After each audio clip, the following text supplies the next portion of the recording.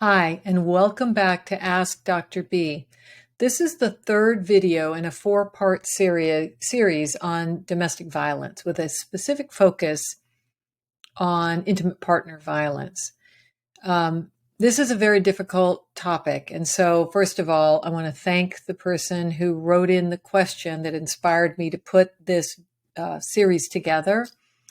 All the things that I'm talking about in these videos is available. You can find this information, but hopefully having it together in these 4 videos where you can listen to someone talk about it and hopefully explain it in a way that's helpful will be of value to you as you look to take care of yourself or you look to help someone that you're concerned about. So right out of the chute, I want to give you the number for the national hotline. If you are concerned that you may be a victim of domestic violence or someone you care about, you can call 1-800-799-7233.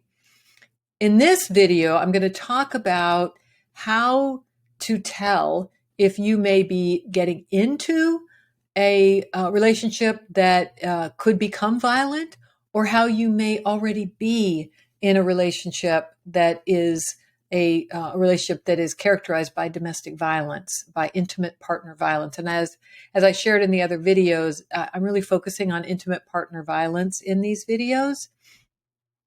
So the first thing I want to say is, if you feel afraid of your partner at any point in time, then that is something to pay attention to. If you are worried that you are in a violent relationship, in a domestic violence situation, the chances are you probably are, and you should trust that, and you should get assistance, you should get help to talk to someone, to get support to determine if in fact that's the case. But if you're afraid of the person that you are with, please pay attention to that. There's no place for fear in a healthy relationship.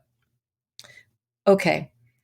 People often will say, what are the common traits or characteristics of an abuser? What does someone look like who's an abusive partner? While there isn't one typical profile or one personality style, one set of characteristics that applies to everyone, but there are certain things that you may see. So I'm going to go through this list and talk a little bit about some of them. One characteristic that is common is that abusers deny the existence of the abuse, or they minimize it. So they may, say, that was nothing, that was just a little shove, or that was just a little slap. And this will often be combined with other characteristics or qualities. An abuser often objectifies their victim.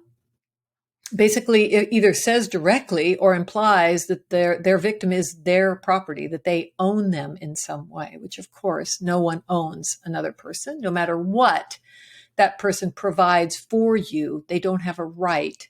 They don't own you. Abusers have low self-esteem. They do not feel good about themselves. I don't care what they say or how they act or what other people think of them or if they are admired by others. Someone who physically abuses, sexually abuses, psychologically abuses someone over and over, repeated, they do not feel good about themselves at some level, or they have difficulty with impulse control, anger management, etc. Abusers may be pleasant and charming to other people, and so it may be confusing because other people may see good qualities, and that doesn't mean that the abuser doesn't have qualities that appear to be pleasing or good to you, but they also have these other violent tendencies that it doesn't matter how good the good is if the bad is violent, is abusive. Okay, so those are some of the things that may give you an indication about an individual, that they may have that tendency or may be inclined. And then there are certain warning signs. And again, in this video, this is about how can you tell if you're in a relationship that is outright abusive, physically, sexually, emotionally, psychologically, or that you might be in a relationship with someone and it's looking like it's getting that way. Extreme jealousy, red flag, dangerous. Light should be flashing around that individual. Extreme jealousy, rage, even if they're not hurting you yet, if they go into a rage or are paranoid about, in your conversations with people that have nothing to do with, flirting or being inappropriate, that's a concerning sign. Being extremely, excessively possessive. They want to keep close tabs on you. They want you to ask them permission to go somewhere or do something. They, again, this notion of that they own you in some way. You may physically feel like they have their hand on you always when you're in public, that they guide you, direct you. That sense, and not in a good way. It doesn't feel loving. It feels possessive, ownership. So you combine the jealous with the possessive. That's dangerous. Unpredictability, that you have no idea what sets this off. It could be an argument. It could have nothing to do with an interaction between the two of you. It's unpredictable. A bad temper in general. Someone who has anger management difficulties, as I mentioned before, they get mad over little things, or their reactions seem way over the top, or it goes from 0 to 60 immediately. And many of these things are just going to be compounded and exacerbated, made worse by substance use, abuse, and or other kinds of addictive behaviors, gambling, sexual addiction, etc. So unpredictable, bad temper.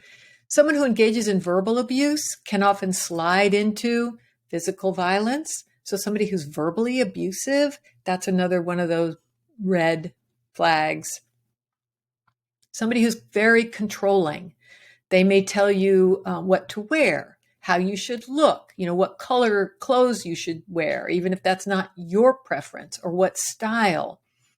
They may accuse you of, again, the jealousy, of having an affair or of trying to have an affair. They may blame you for the abuse.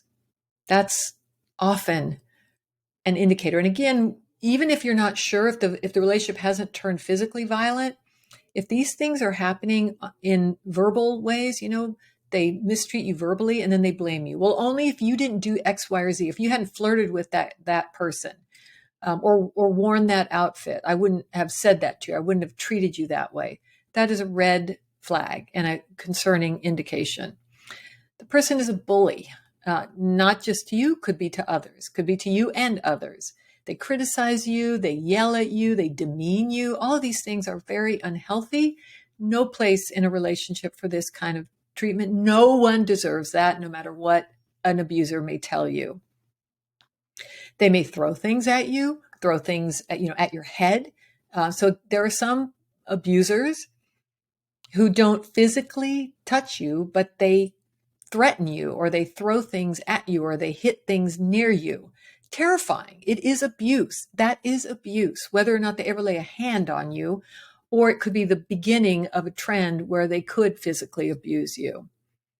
They threaten to harm someone you care about, or your pet, or your child, or they threaten to kill you if you try to get away from them. These are, upsetting things to think about, but important things that we talk about. Abusers often have very outdated views about relationships between, relationships between people, whether it's same sex or heterosexual couples. They have outdated views about how a woman should be, how a man should be, who's in charge, what control looks like, what love looks like. It could be either outdated or just flat out distorted. They may engage in sexual abuse.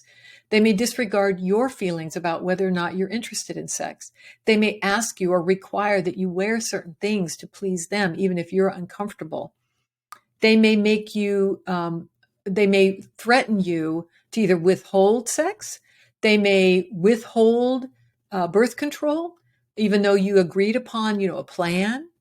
They may intentionally try to harm you physically in terms of what they choose or want to do to you that causes you pain.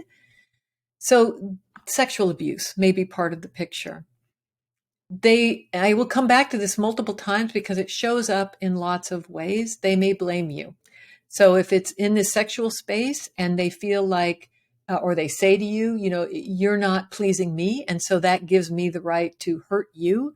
No, it doesn't, ever, period, zero. But that may be what they say to you. An abuser may sabotage your relationships with others. They may sabotage your work relationships, your family relationships, your friendships. They will make your world smaller and smaller and smaller, because if you're in that relationship, you may be terrified of of sharing anything that's going on, and people may want to understand what's going on, and you may feel like you can't talk about it. So they will sabotage either directly or indirectly your other relationships. They may control resources, cash flow. You may not be able to have access to a joint bank account that you used to. They may shut down your access. They may keep credit cards away from you. They may not give you money that is yours, give you access to the car that is yours. So resources, they may restrict your ability to take care of yourself. It's a way to keep you dependent on them and to keep you attached to them. They may steal money from you. They may steal money from your friends. And again, it keeps your world small, keeps you unable to take care of yourself or fend for yourself or get resources. They may abuse other members of your family. They may abuse your children, your pets. And again, as a reminder, this could be physical. It could be verbal. It could be withholding things from your children and treating them harshly, and or others in your life, and or pets, and all of these are red flags. They may harass you. You may be out with friends or at work, and they harass you and require that you attend to them when it's inappropriate that you're trying to work, or you're with your family, or you're with your kids. They may outright physically abuse you. Again, some of these things may include verbal or sexual, but not outright physical abuse. But obviously, any sign of physical abuse is not okay, ever, never, period. They may abandon you in a place that you don't know without any resources. They may, literally tell you to get out of the car and walk home, and when you're in a dangerous location, or it doesn't matter if you're in any location that you can't get back by yourself. You have no resources, no money. They may attack you with various weapons. They may hurt you in places where other people can't see. And so there are no signs, physical signs, but they're causing you pain. They may restrict your access to food. They may lock you out of the house when they're angry at you. And when you have, again, no resources, you can't get anywhere. They may punch or hit or kick, all of these things. They may then justify and say that it's because of you, or it's because I had a bad day, or it's because you didn't do X, Y, and Z. Again, this is very upsetting to think about, to face, but it's really important that we face it for ourselves, that we acknowledge it if we're seeing it in someone we care about. And then in the final video in this series, I'm going to talk about things that we can do to help ourselves, and things that we can do to get help for people that we love and care about who are in these circumstances. I talked about that already, if you care about someone and you're concerned that they're in a violent relationship. That's the second video in this series, so you can take a look at that, and I'll revisit some of that in the fourth as well. Behaviors to look out for if this is early in a relationship and perhaps things haven't gotten this bad yet, but things to look out for. The person insists that they accompany you everywhere. They isolate you from others. They don't, again, allow you to have your own transportation. They make your world smaller and smaller. It doesn't happen immediately. It happens gradually. And sometimes it's very difficult to recognize that it's happening. But if you feel like, well, I don't need you to go with me to the grocery store, to the bank, to drop me off at work, to pick me up from work, to drop me at my sister's, to pick me up, that's an indication that that's unhealthy and it's unnecessary. if you feel like you're being gaslighted, so that term means that someone is intentionally trying to make you question your own reality, that someone is intentionally trying to make you feel like you're losing it a bit, that you're distorting, that you don't understand the reality, the facts. They may paint a picture of you as unstable. They may tell other people that you're unstable. They may tell your children, your family members, they may point out things, and it's clear that those things aren't true, but they're painting that picture to you and to others. And people who use this technique can be very, very convincing. So if you start to feel that that is happening, again, another really dangerous sign that you're in danger and that you need to get help and you need to get support to get out.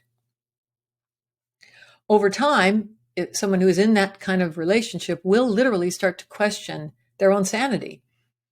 And that in and of itself, that kind of trauma can lead someone to develop severe anxiety, depression, eating disorders. So it is destructive. It is dangerous. It is not just mean. It's dangerous to your well-being. And it will cause you to feel and to act in ways that you're not yourself, because you're being treated in this way and made to believe that your reality is wrong and that you are the cause of whatever is happening. Some people who are becoming abusers, who are already sort of crossed the line, either psychologically and maybe physically, will go to the extremes in trying to make up for it by, telling you how much they love you and how much they adore you and you're the most important thing in the world to them and they never meant to hurt you. And they will give you these gifts and compliments and way over the top, so that you feel like, well, wow, they care about me so much. They didn't mean to do that. That's not love. That's not healthy. Someone who hurts you should immediately recognize, that's me. That's my fault. I did that. I need to get help for that. And that trying to make up for it by giving you all these gifts or complimenting you is not the solution. That is not the answer.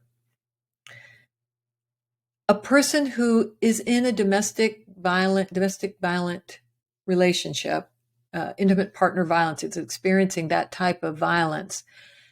One way that you may start to feel is you may start to feel that you are desperate to please that person.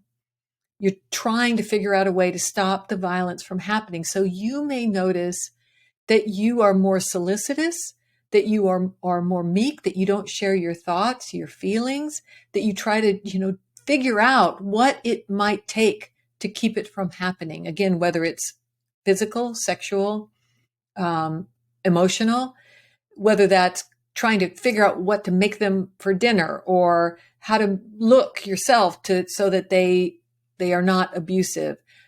Whatever you might think could stop it from happening. And this again may happen over time, where you may, enter that relationship as a confident, opinionated, strong person and find yourself behaving in ways that don't feel like you. People around you may even notice that you're not acting like yourself, that you seem reluctant, timid, you're afraid to challenge your partner. Those are indicators. Those are signs that something is not right. Finally, before I close this video, I just want to reiterate again what I mentioned before in a prior video. We all have risk factors about all kinds of things, about physical conditions, about psychological conditions, things that make us more vulnerable to different conditions or experiences. There are certain factors, certain life experiences that make us more vulnerable to being in a relationship that is violent. A family history of violence, a family history of abuse, financial instability, when we are feeling desperate ourselves, and especially if we've experienced trauma and don't have stability, it's understandable that we become dependent on people who appear to offer us help, and then they use that to harm us and to justify that they are harming us. Someone who maybe was taught by your culture, your belief systems, that this is okay, that is your role, that you are supposed to serve, and that you are to do what you're told. So those extreme either gender roles or cultural roles may put you in a place where you are more vulnerable. And again, violence is never acceptable. Never. You may have traditional roles about how you choose to be, want to be in a relationship. Violence is never part of that. That's not healthy. Lack of social support. If you don't have a good support system, you're not close to family, don't have a good friend, system that supports you, that may make you more vulnerable. Poor community support. You maybe are new to a community and don't have a lot of connections, don't have a lot of built-in relationships and friends. And there are ways to get this and build this for yourself, which I'll talk about in this next video. But that's important to recognize that you don't have a good support system. That makes you more vulnerable, may make it feel like you can't get out. Unhealthy family relationships in your family that feel abusive, either physically or emotionally. Those kinds of systems make us more vulnerable to not seeing the signs. And then the next thing you know, you're in it and not being sure that you deserve to get out, but you do, and you deserve to be cared for and respected and treated well. No one deserves violence. No one deserves to be harmed. And finally, if you don't have good cultural support for leaving an unhealthy relationship, some cultures will literally, either directly or indirectly, give the message that you must have done something wrong, or you're whether you're married or you're partnered with this person, and now you must stay and you must tolerate this. Put you in a very difficult position to get the care and support that you deserve. I'm going to stop there, but I'm going to end where I began, with the number for the National Domestic Violence Hotline, 1-800-799-7233. You deserve help for yourself. If you're concerned about someone else, call that number. Help is available. Next video, I'll talk more specifically about what to do if you're in one of these situations and how to find that help that you deserve, in addition to numbers like this, what you can do in creating plans for yourself. Please share this video with others that you may be concerned about. Thank you again to the person who inspired this series.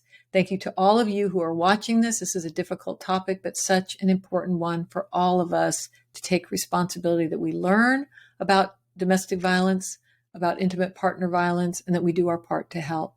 Take good care.